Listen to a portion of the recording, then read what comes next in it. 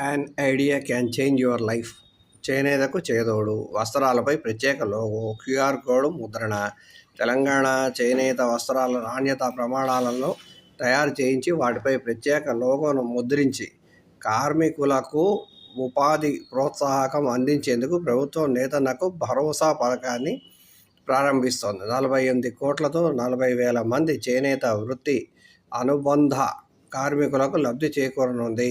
Geo tag వేసిన మగ్గాలపై వస్త్రాలు నేసిన కార్మికులకు గరిష్టంగా సంవత్సరానికి 18,000, అనుబంధ కార్మికులకు 6,000 వస్తాయి. భరోసా పథకం వార్డుల నిర్దేశిత 9,000.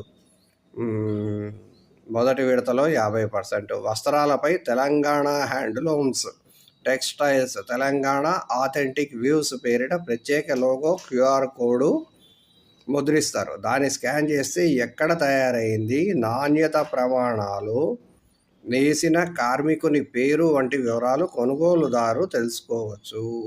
అది ఇంపార్టెంట్. బాగుందిగా పద్ధతి. క్యూఆర్ కోడ్ పెట్టేసి దాన్ని చూసుకుంటే అసలు కొనుగోలు కార్మికుని పేరుతో సహా అన్ని వివరాలు వచ్చేస్తాయట. అది సంగతి. దానివల్ల నిజంగానే చాలామందికి ఉపాధి కల్పించడం సాధ్యమే. అన్నిటికీ చేస్తే పోతుంది కదా. చేనేతకు చేసేది మంచి పని. ఎన్నో రకాల ప్రోడక్ట్లు ఉన్నాయి కదా, అన్నిటికీ క్యూఆర్ కోడ్ పెట్టేయండి అని మనవి. శ్రీ సప్తపది తరపున గవర్నమెంట్కి మనవి చేసేది ఏంటంటే, ఇదే క్యూఆర్ కోడ్ని ఎన్ని రకాల వస్తువులు ఉన్నాయి కదా, అన్ని రకాల వస్తువులకి పెట్టేయండి. అక్కడ కార్మికులు లేదంటే సంఘాలకి సంబంధించిన పేర్లను ముద్రించండి. అందరూ బాగుపడదాం.